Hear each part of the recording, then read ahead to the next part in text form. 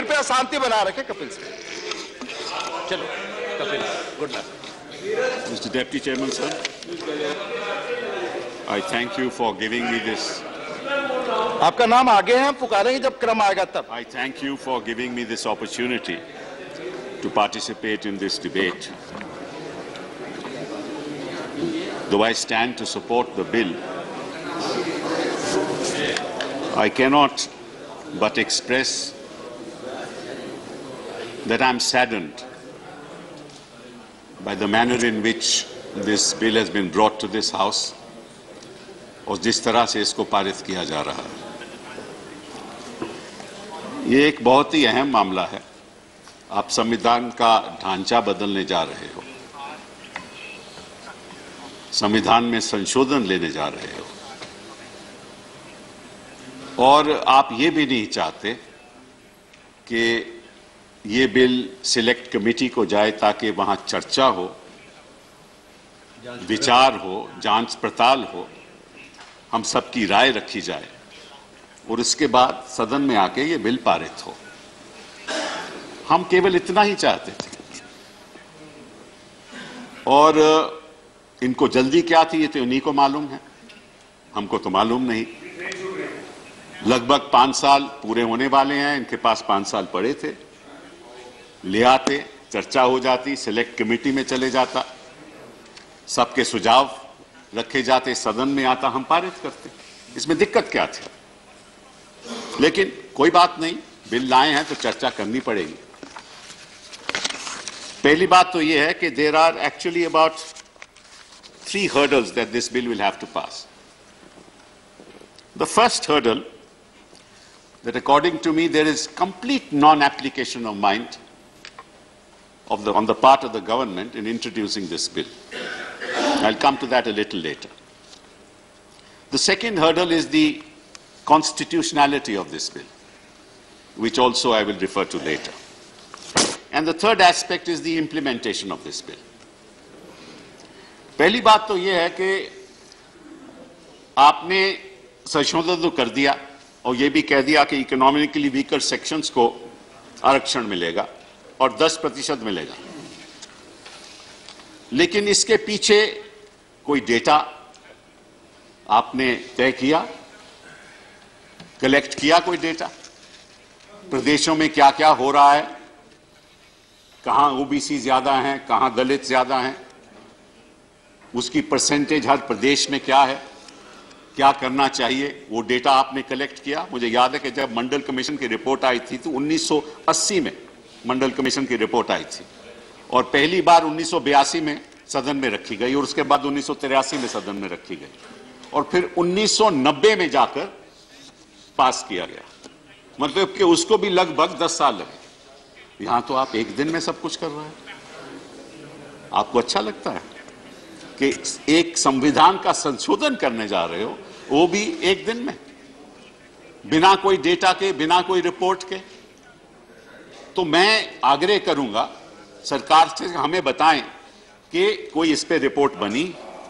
8 लाख का मापदंड आपने कैसे तय किया? एक तरफ तो आप इनकम टैक्स जो है, किसी का 1.25 लाख अगर वो कमाता है तो उसको इनकम टैक्स देना पड़ता है, 2.5 इनकम टैक्स देना पड़ता है, और यहां 8 लाख में आप कहते हो कि 8 लाख से जो कम होगा वो गरीबी रेखा में आएगा। तो आप वो भी इनकम टैक्स लिमिट 2.5 से 8 लाख कर दीजिए ना, बजट में कर दीजिए ताकि उनको भी राहत मिले। पहली बात तो ये।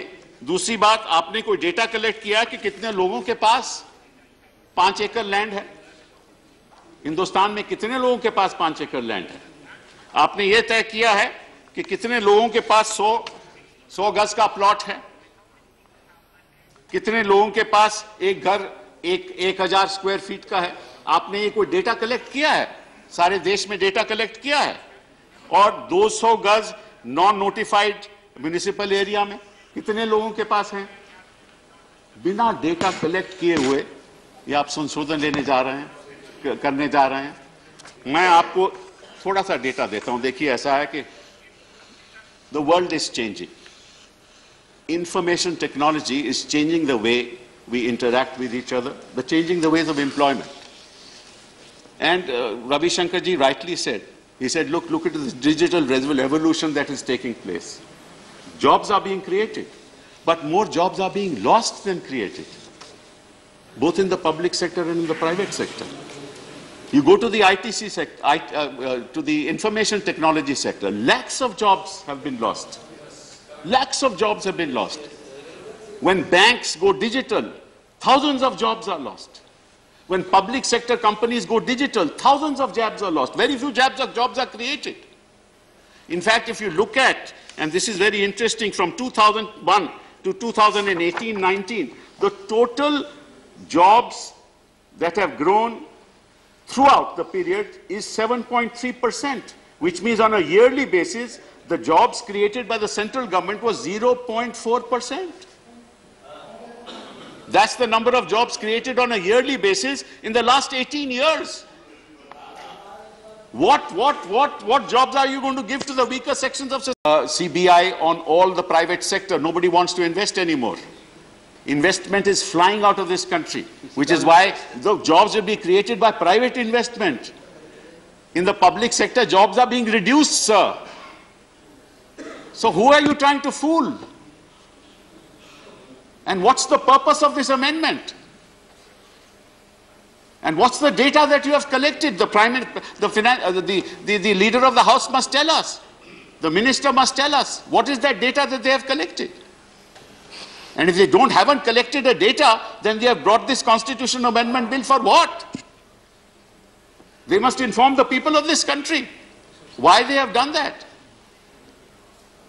And why am I sad today? And this is a confession. I am sad because we all sit here and ask ourselves this question, only one question: will it benefit us? If we oppose it, will it harm us? And if we pass it, will it benefit us? That's how we decide on constitutional amendments? Very sad. Very sad. Is this the way that we are supposed to function in this House? Is this the responsibility that the Constituent Assembly gave us by giving this enormous power to us to change the constitution of this country? And this is, I know, we'll tell you how you're helping people. I'll give you that data as well. Let's be clear on it, sir. That was not the intention of the constitution makers. They wanted us to apply our minds, get the data collected. My learned friend Orissa, इन्होंने सही कहा कि उड़ीसा में जो OBC की reservation है वो केवल 11% है। 27% तो उनको मिलना चाहिए, लेकिन 50% की मैक्सिमम है, तो 11% उनको है और 38.5% SC/STs को है। तो बैकवर्ड को तो मिल नहीं रही, और अब 10% आपने दे दी। उड़ीसा की पॉपुलेशन जो जनरल कैटेगरी है वो 6% है, तो वहां आप 10% दे रहे हो, ओबीसी को 27 मिल नहीं रही, और उत्तराखंड में भी यही हाल है। तो जब तक हर प्रदेश में आप ये नहीं तय करोगे क्या पॉपुलेशन है, किसको फायदा होने वाला है, कैसे फायदा हो, फिर आप कानून लाओगे, तो फिर तो ऐसे लगेगा कि भाई सही कानून है, बिना सोचे समझे। मुझे लगता है कि आपको थोड़ा सा दुख हुआ होगा पिछले चंद दिनों में, और आप सोचती हो कि इसकी वजह से आपके चेहरे पे रौनक आ जाएगी। रौनक तो तभी आएगी जब जनता के चेहरों में रौनक आएगी।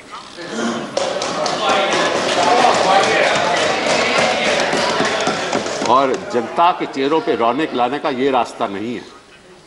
अभी रविशंकर जी ने मुझे कहा, अभी सदन में कहा कि we should apply our mind to the provisions of the bill. सही, but I was wondering why I was applying his mind to toilets and to mudra. I wonder, because that's a different route altogether, sir.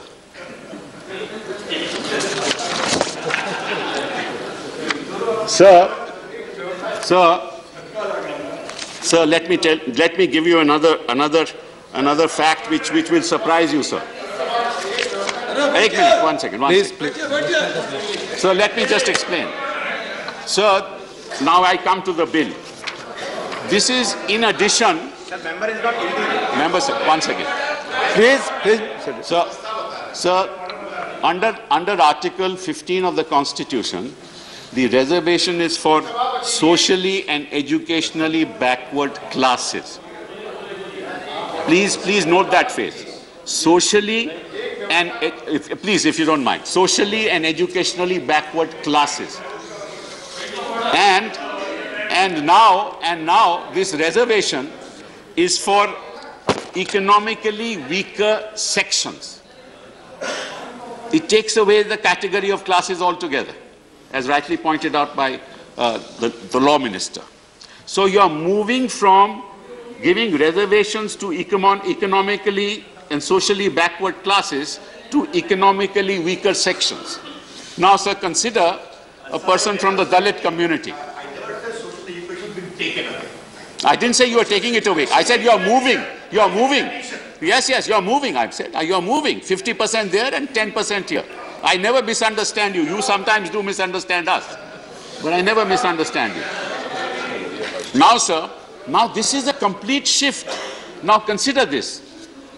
A Dalit family which hardly earns anything, मतलब के कृपया अपनी जगह बैठे, खत्म करने के बाद आपको मौका दूंगा। दलित का परिवार जो 5,000 रुपया, 10,000, 15,000 रुपया महीना कमाता है, वो वीकर सेक्शन नहीं है।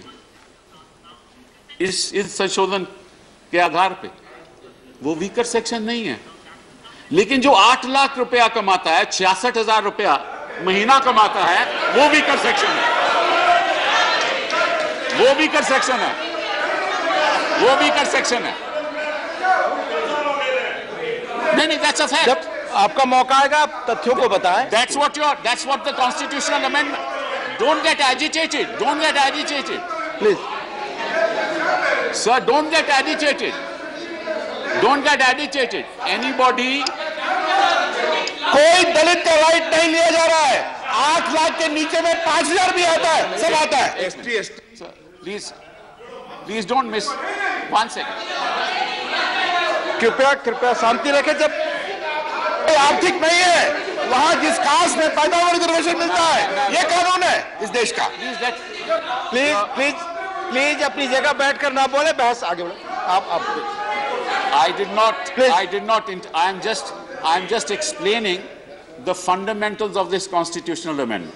Economically weaker sections don't include educationally and socially backward classes. Correct. Educationally and socially backward classes are entitled to 50% reservation. Correct. 10% is for economically weaker sections. Now a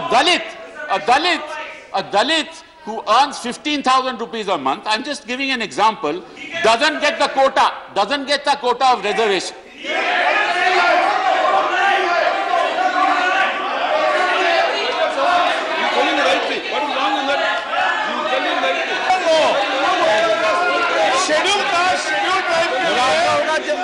schedule type के लिए कोई भी आय की सीमा नहीं है। जब मौका आपका, आय की सीमा नहीं है। मैं आग्रह करूंगा, जब आप सबका मौका आएगा आप इन तथ्यों का जवाब दें। बहस अच्छी तरह चल रही है, उसको होने दें।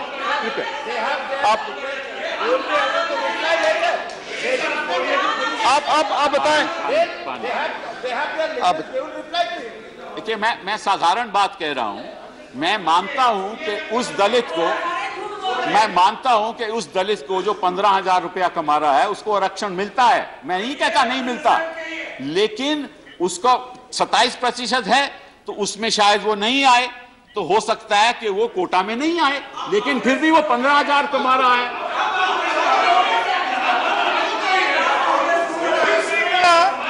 शेड्यूल ड्राइव को कोई भी आय की सीमा नहीं है।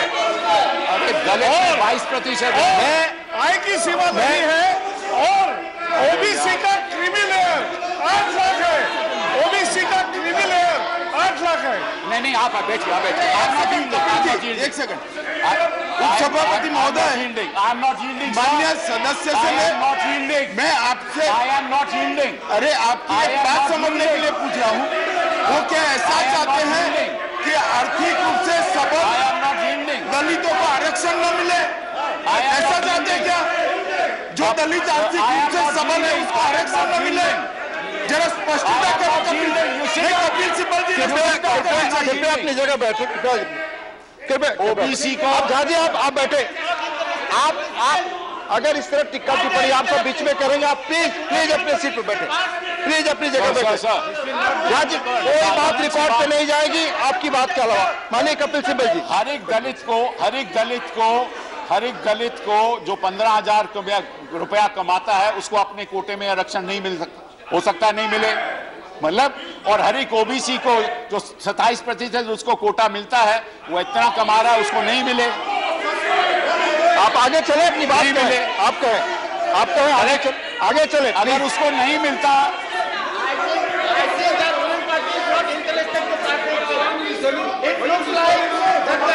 आपको आरक्षण का पता नहीं है, आपको आरक्षण का पता नहीं है। आपका माननीय मंत्री जी, जब आपका मौका आएगा आप कृपया इन चीजों का जवाब खड़ा कर रहे हैं, इनको आरक्षण का कुछ भी पता नहीं है। शेड्यूल कास्ट शेड्यूल ट्राइब को इनकम का कोई मर्यादा नहीं है और ओबीसी का क्रिमिनल है। मैं आग्रह करूंगा सभी पक्षों से अपनी जगह बैठे, कृपया।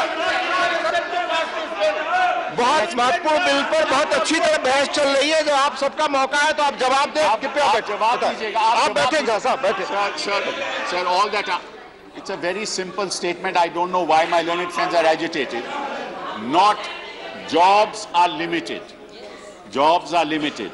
Not everybody within the OBC section who is economically weak gets a job. Not everybody amongst the Dalits who are economically weak, educationally and socially backward get a job. All that I was saying was that a person who earns less than 8 lakhs rupees, that is 66,000 rupees a month, compared to a Dalit or an OBC who does not get a job, who earns much less, I think you have already repeated several times. Please, further. Right. Please, further. Clear points, please. आप बैठे। आप दोनों ये बातें कई बार दोहरा चुके हैं, आप आगे चले। माननीय कपिल सिब्बल जी, अपने तर्क में आगे चले। So what I was आप कई बार स्पष्ट कर चुके हैं, आगे चले, मेरा अनुरोध होगा। raising a simple point. A Dalit or an मैंने उनसे भी OBC अनुरोध who किया, does आपसे भी not get करता a हूँ। job आप within सीट his पर बैठ कर quota, बहुत बोलते हैं, आपसे अनुरोध करूंगा। a Dalit or an OBC who does not get a job within his quota still belongs to the economic weaker sections, but is excluded because he belongs to educationally and securely backward classes. That's the point. And that's the constitutional issue which you have to answer. How have you excluded them? How have you excluded the poor? How have you excluded who earn only 20 lakhs? So 20,000 a month or 15,000 a month or 25,000 a month, who are not included, who don't get a job in the OBC, who don't get a job amongst the Dalits? That's the question you will have to answer. Point number one. दूसरी बात sir, इन्होंने कहना चाहते, माननीय गोयल जी, कृपया अपनी जगह बैठे। आप बैठे, साहब आप बैठे। इसका मतलब आपको समझ तो आ गई, बड़ी अरसे के बाद आपको समझ तो आ गई कि मैं कुछ कहना चाहता हूं, आप समझ गए। दूसरी बात, इकोनॉमिकल वीकर कैटेगरी को मिलेगी। सुप्रीम कोर्ट ने कहा यह असंवैधानिक है। अगर सुप्रीम कोर्ट 9 जजेस ने कह दिया कि वो असंवैधानिक है, तो आप कॉन्स्टिट्यूशन का संशोधन कैसे कर सकते हो जब 9 जजेस का बेंच कह रहा है कि आप इकोनॉमिक सेक्शन में कर नहीं सकते? कृपया शांति। और मैं आपसे दूसरा सवाल पूछना चाहता हूं कि कौन से लॉ ऑफिसर ने आपको राय दी थी? The minister must tell us which law officer of this government gave you an opinion that this is constitutionally valid. You must disclose that to Parliament. You must tell us. So, and let me read. They said, and 10% vacancies were to be reserved for other economically backward sections who were not covered by any of the existing schemes of reservation. The majority judgment upheld the reservation of 27% in favor of backward classes and the further subdivision of more backward within backward classes who were to be given preference, but struck down the reservation of 10% in favor of other economically backward categories. Economically backward. So economically weaker is not economically backward according to you. Please बैठे। दूसरी बात, the second hurdle you will have to cross is the hurdle of 50%. Indira सानी की judgement में यह भी कहा गया है कि अगर आप 50% की से ज्यादा आरक्षण करते हो तो that is violative of article 14। यह भी कहा गया। इसलिए जो 69% रिजर्वेशन तमिलनाडु की है और बाकी प्रदेशों की है, वो आज भी 9th शेड्यूल के द्वारा सुप्रीम कोर्ट में आज भी वहां फैसला नहीं हुआ, आज भी वहां रिजर्व है मैटर। तो ये एक बहुत कॉम्प्लेक्स संवैधानिक इश्यू है और आपने बिना सोचे समझे, बिना कोई विचार किए, बिना सिलेक्ट कमेटी को भेजे यहां दे दिया। और कृपया बैठ।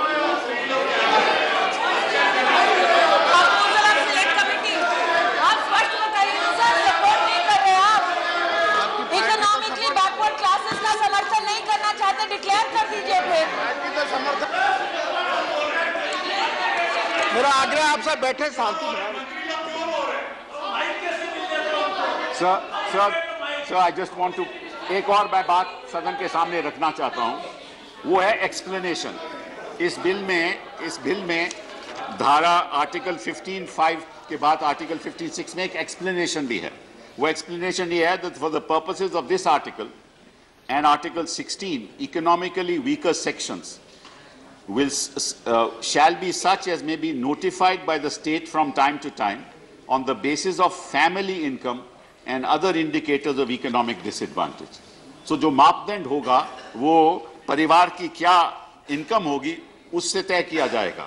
अब मैं आंकड़े देख रहा था कि हिंदुस्तान में लगभग जो परिवार की इनकम है 76 लाख परिवारों की इनकम 5 लाख से ज्यादा है, केवल 76 लाख, और उसमें 55 लाख लोग गवर्नमेंट सर्वेंट्स हैं।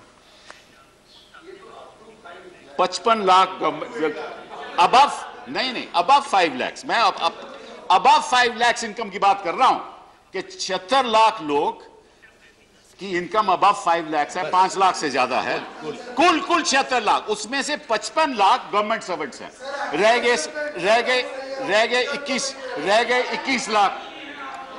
गए 21 लाख। सो 21 लाख लोगों को आपके हिसाब से, इस देश के 130 करोड़ लोग हैं, 21 लाख लोगों के लिए आप ये आरक्षण ला रहे हैं। ये कृपया बोल लेते। अरे भैया आप दूसरी बात, अब कितने लोग इनकम टैक्स देते हैं? इसमें से कितने लोग इनकम टैक्स देते हैं? 3.7% इन्होंने कहा था पहले, वो 6 करोड़ हो गए। 6 करोड़ हो गए इनकम टैक्स देने वाले। अच्छा, इनमें से इनकम टैक्स ही बहुत कम देते हैं, तो आप कैसे तय करोगे किससे परिवार की कितनी इनकम है? आप कैसे तय करोगे किसके परिवार की कितनी इनकम है जब इनकम टैक्स ही बहुत कम लोग देते हैं? तो फिर क्या होगा? झूठे सर्टिफिकेट होंगे, कृपया बीच में झूठे सर्टिफिकेट होंगे और अपने लोगों को दिया जाएगा आरक्षण, चाहे वो शिक्षा के संस्थाओं में हो, चाहे नौकरियां हो। ये आपने अपने लिए रखा है ताकि इंप्लीमेंटेशन में आप जो मर्जी किसी को भी दे दो। आप मान लो कि किसी की इतनी इनकम है, ज्यादा हो तो कम कर दो, क्योंकि वो इनकम तो कहीं फाइल नहीं होती। तो कौन तय करेगा? डिस्ट्रिक्ट मजिस्ट्रेट तय करेगा कि कितनी कहां इनकम है। ये इंप्लीमेंट कैसे होगा? ये कहां से पता लगेगा? जिसने इनकम टैक्स रिटर्न फाइल नहीं की वो कैसे प्रूव करेगा मेरी कितनी इनकम है? कहां से पता चलेगा? हाँ, कृपया बैठे। कृपया मैं सभी पक्षों से आग्रह, अपनी सीट पर बैठकर कृपया टिप्पणी न करें। कृपया, ठीक है ना? So therefore there is a big problem about implementation, which is the authority, because मापदंड तो इन्होंने कह दिया कि इनकम होना चाहिए, मापदंड तो कह दिया ना, तो कहां से, जब जो इनकम टैक्स रिटर्न फाइल नहीं करता तो कौन बताएगा? कोई मशीनरी? मैं आग्रह करूंगा ना, The minister must tell us, is there any machinery? मंत्रियों पे code conduct Is there any machinery? Is there any machinery that has been devised by the executive in order to ensure that people, the proof of income the proof of income is given in through a certain method. कोई पता ही नहीं किसी को, आपने तो कोई मापदंड रखा नहीं। अच्छा, दूसरी बात अब इन्होंने कहा है, अब मैं आपको बताऊं, जो इनकम रूरल हाउसहोल्ड्स की जो एवरेज इनकम है सारे देश में, वो है 22,405 रूरल परिवार की, 22,405, और अर्बन परिवार की 91,405, और यहां मापदंड आपने लिखा है 66,000, which means all rural households, all urban households are covered. All rural households, all urban households will be covered. So who are you going to give election to? 99%, 100% of them are covered. And what is the election you are giving? 10%. Who are you going to benefit? ये नोटबंदी जैसे होगा। Sir, let me now. Just sit down. जब आप सबका मौका आएगा इन चीजों को बताएं।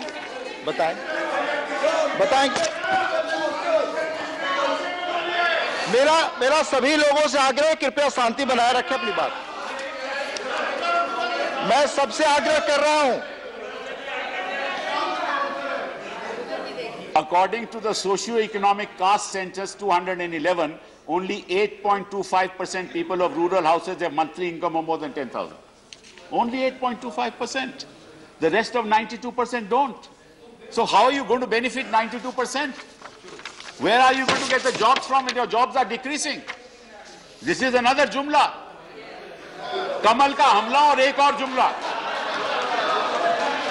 कमल का हमला और एक और जुमला। Then sir, as far as agriculture, आप किसानों की बात कर रहे थे, एग्रीकल्चर 5 एकड़ की लैंड की बात हो रही है। 86% of the people in this country have land holdings which will qualify for reservation. 86%. And how many will get reservation? Again the same problem. So you don't have the jobs, but you're wanting to give reservations to a scenario where jobs are decreasing, and you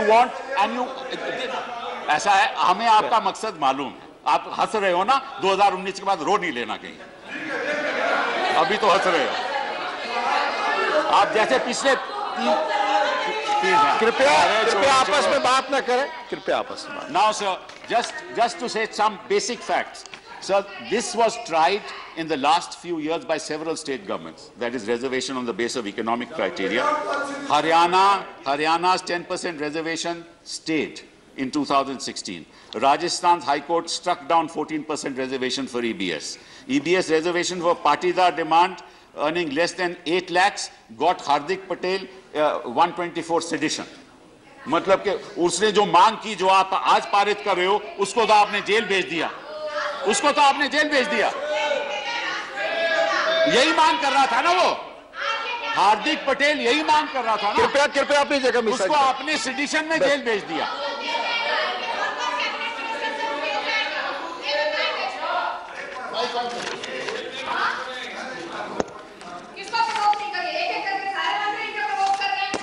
बिल्कुल ठीक बात बोलिए sir.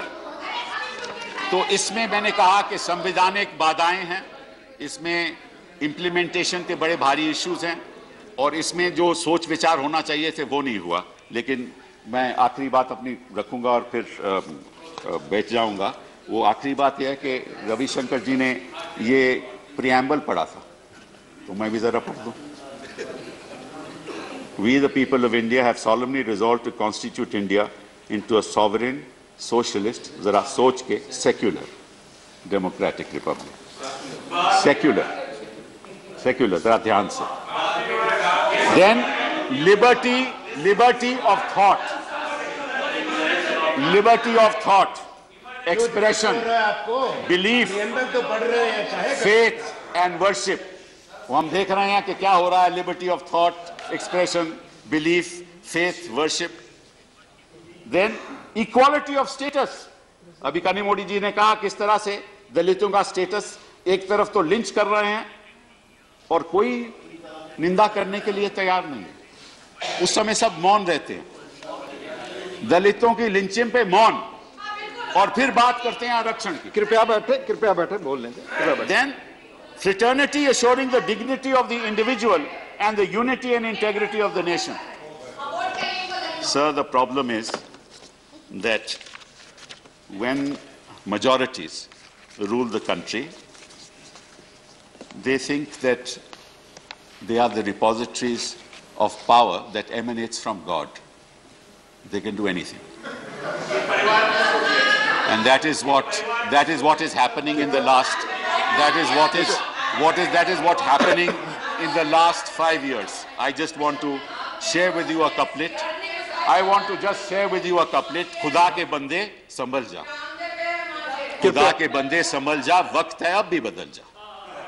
खुदा के बंदे संभल जा, वक्त है अब भी बदल जा। मत कर एक दूजे पे हमला, मत कर एक दूजे पे हमला, कुछ ही दिनों का है जुमला। मत कर एक दूजे पे हमला, कुछ ही दिनों का जुमला। शहनशाह की आदत भुला के, नफरत के बीच दफना के, इंसान बन के दिखा दे। बहुत बहुत